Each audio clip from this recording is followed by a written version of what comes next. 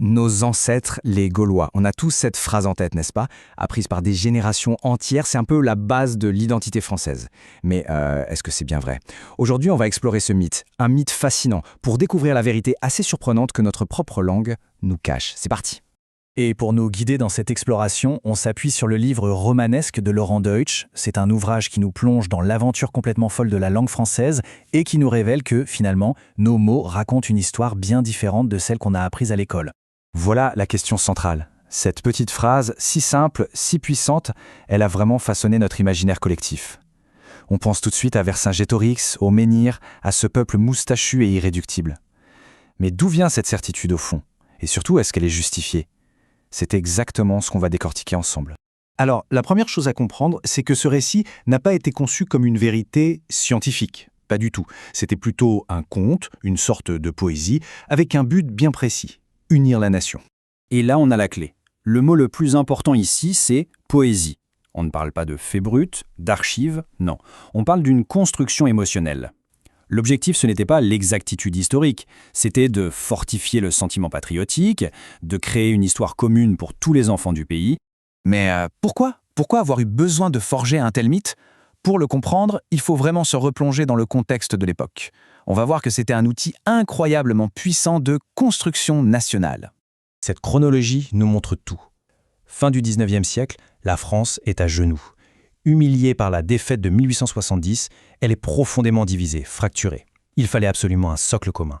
Et c'est là que l'école de Jules Ferry entre en scène et devient l'instrument parfait pour diffuser ce nouveau grand roman national.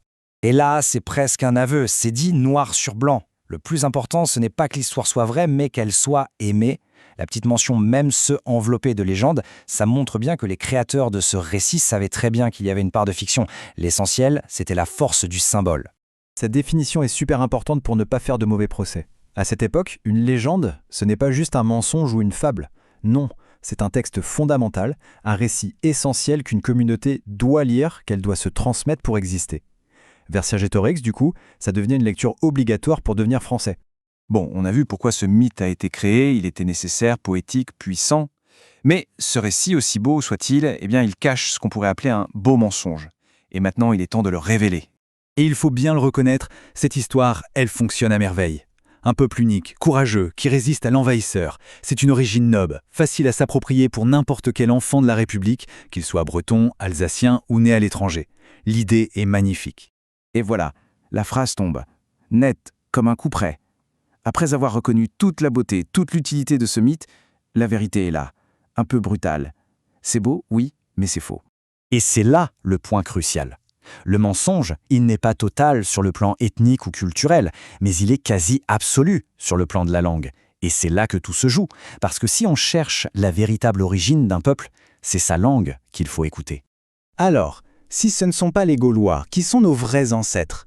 Eh bien, d'un point de vue linguistique, la réponse se trouve dans chaque phrase qu'on prononce tous les jours. Nos véritables ancêtres, ce sont les Romains. Ça, c'est une idée très forte. Bien plus que la couleur de peau, la religion ou les frontières, la langue, c'est une sorte d'archive vivante. Elle porte en elle toutes les traces, toutes les rencontres, les invasions, les migrations. Elle ne ment jamais. Et l'ADN de la langue française, lui, il est formel. Ce tableau, il résume tout. D'un côté, le mythe populaire, avec Astérix en super symbole, et de l'autre, la vérité linguistique, avec Jules César. Le choc est total quand même. Notre langue ne vient pas du petit village gaulois qui résiste, mais de Rome, l'envahisseur. Et ça illustre le paradoxe de façon brillante. L'ironie est assez savoureuse. Astérix, le symbole même de la résistance à Rome, parle en fait une langue qui descend directement de celle de ses ennemis. Le français est né le jour où les Gaulois ont commencé à apprendre le latin, justement pour comprendre l'envahisseur. Alors, qu'est-ce qu'on fait de cette révélation? Est-ce qu'il faut jeter le mythe gaulois à la poubelle? Ce n'est pas si simple. En fait, ça nous amène à une question bien plus profonde, sur la nature même de l'identité d'une nation. On voit bien tout le dilemme ici. D'un côté, on a ce besoin d'un récit qui unit, comme celui des Gaulois, qui crée du lien.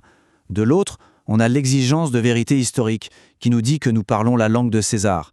Trouver le juste équilibre entre les deux, c'est peut-être ça le grand défi de l'identité nationale. On se quitte donc sur cette question, une question ouverte. Faut-il préférer un mythe qui rassemble à une vérité qui, peut-être, divise ? L'histoire de nos ancêtres les Gaulois ne montre que la réponse n'est pas simple du tout et qu'une nation se construit sans doute autant avec ses légendes qu'avec ses archives. Merci d'avoir suivi cette analyse.